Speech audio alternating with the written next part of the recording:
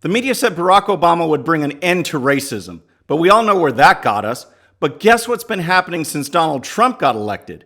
A new research report has some surprising results, especially if you buy into the left-wing talking points.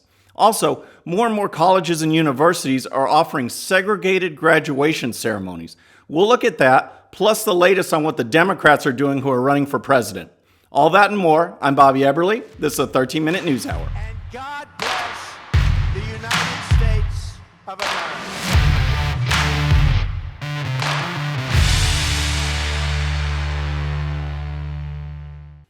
All right, friends, welcome to the show. We're going to talk about Obama. We're going to talk about Trump. But first, our friends over at Bottle Breacher welcome you to the show, and they have a special message for you just in time for Father's Day.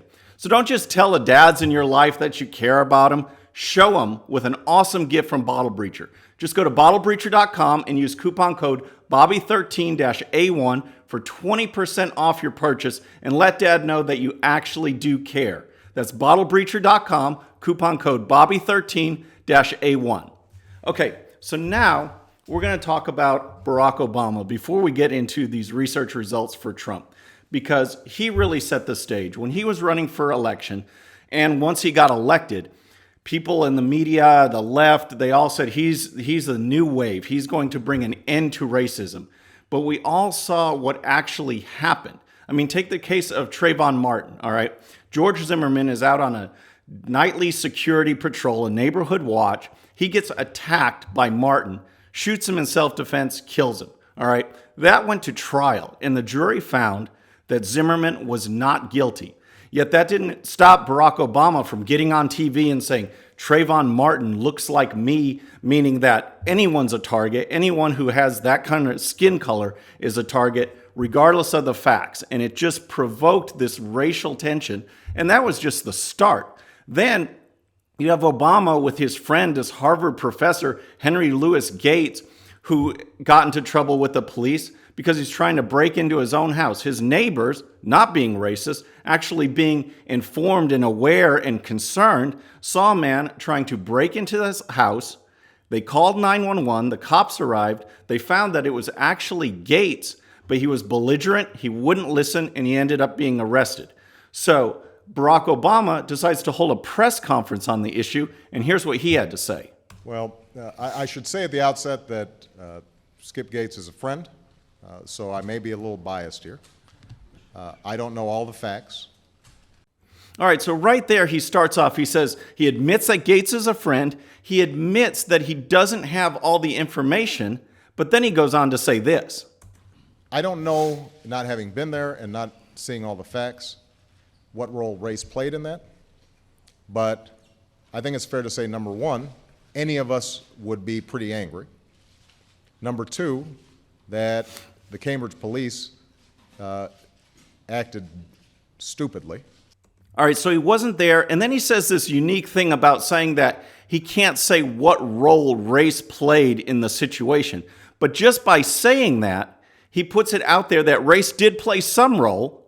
He doesn't know what it is, but there's a racial role to this thing, instead of just looking at the facts and what the police actually did.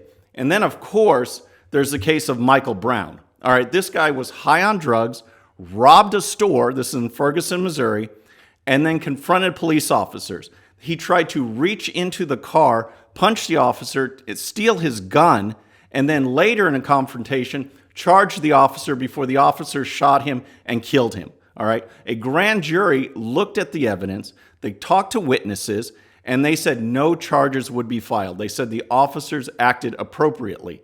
But that didn't stop Obama. That didn't stop him from getting on TV and stoking racial tensions and saying this.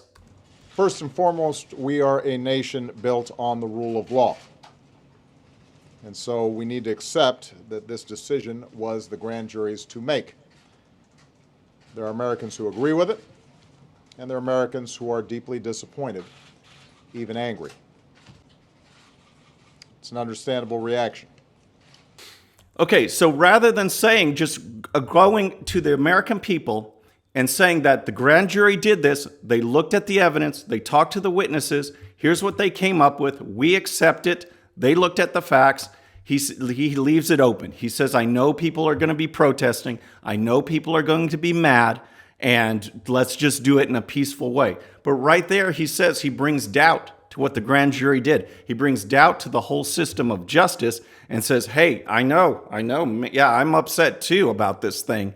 And again, there's ways to diffuse racial tensions, and in every opportunity, Barack Obama did the opposite. And the reason I bring this up is because now we have Donald Trump, okay? And this is a guy that has worked in New York for decades with the minority community, helping them out on project after project. Then he becomes president and helps pass a prison reform measure that is hailed by members of the black community. All right, they love it. The media ignored it, but they know what was going on. They know this helps, but the media paints this narrative that Trump is racist, that he's no good, and that racial tensions are getting worse. All right, so let's take a look at that. The Daily Caller has a great report out of a new research study that shows what has happened since Trump has gotten elected president as far as racial tensions and racism in general. Here's what they have to say. While Americans have become less racist since President Trump took office, according to a study of racial prejudice that spans the Obama administration and the beginning of Trump's presidency. University of Pennsylvania researchers first surveyed a group of 20,000 white Americans on racial bias in 2007, then followed up with a subset of them 8 times over the course of about 12 years, most recently in November 2018. Their prejudice was assessed based on the credence they gave to racial stereotypes. Researchers hypothesized that Trump's race rhetoric would show an increase in prejudice, but the results actually showed a marked decline compared to the Obama years. Now, what's interesting to me is that the researchers came in, you should always come in with some kind of a hypothesis, but their angle, their hypothesis there was that yes, racial tensions will be worse, that Trump is making things worse, and the study found the opposite. Here's more. The researchers were surprised, but concluded Trump's rhetoric has pushed the country away from racism.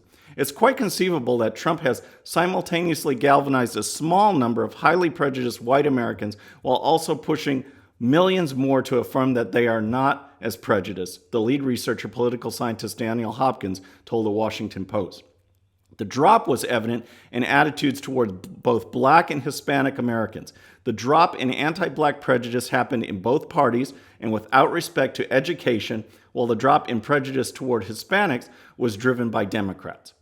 All right, folks, so you can see right there, Trump has actually helped the situation, but that doesn't stop the left. And what's going on college campuses right now is a perfect example. I want to show you, this is 2019, all right? It's not 1959, because what I'm about to say, you'd think we're in 1959 and not 60 years later. But more and more college campuses now are offering segregated graduations. Take a look at this picture, all right? This is Black by Popular Demand, the slogan for the black graduation at UT. Now, can you imagine if that picture had white instead of black, what the reaction would be? And that's just UT. Here's a story from the Washington Examiner. Graduations used to be for coming together as a class one last time to celebrate academic accomplishments. But today there's a growing trend for segregated celebrations highlighting race and ethnicity. A new report by the National Association of Scholars has identified more than 75 schools offering segregated graduations. These supplemental commencement ceremonies are offered in addition to the university's regular graduation ceremonies and are not mandatory.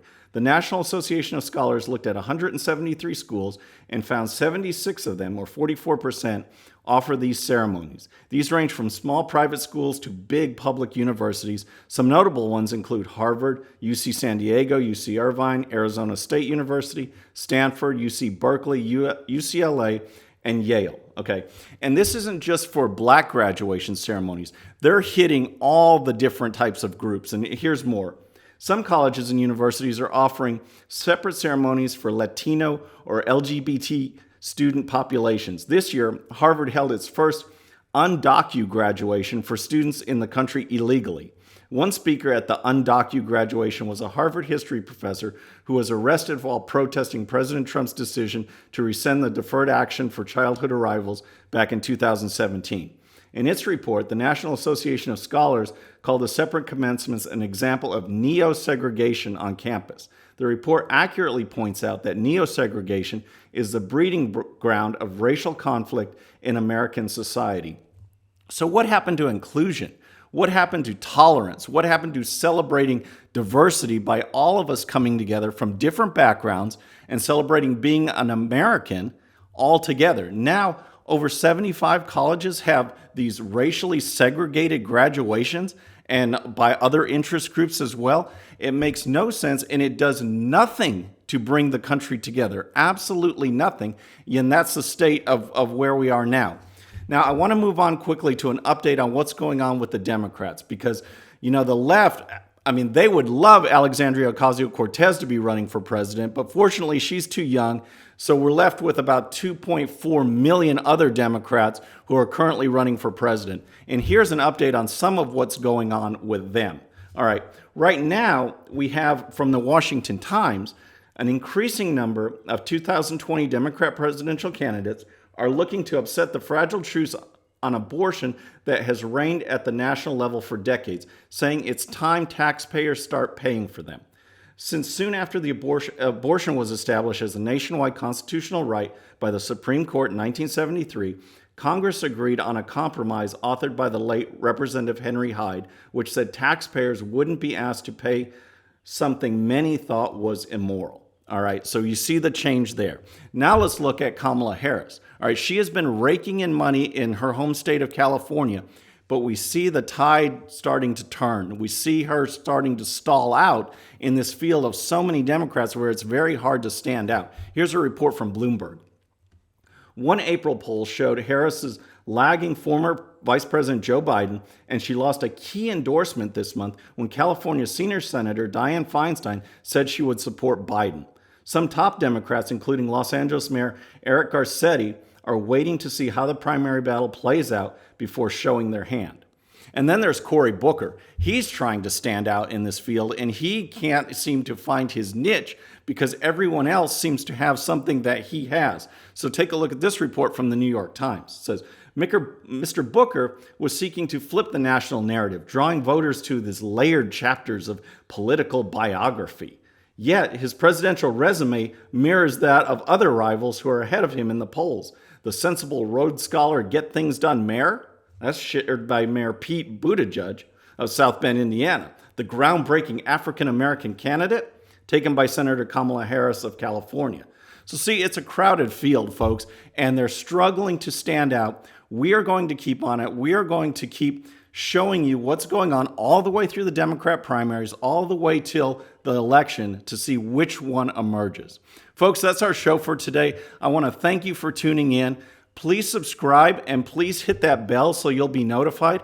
And also today when you're hanging out with your families, hopefully you're off, just remember what this day is all about. Remember those who have served and gave their lives for our freedoms. Let's keep them in our thoughts today, and we'll see you on Wednesday. I'm Bobby Eberly. This is a 13-Minute News Hour.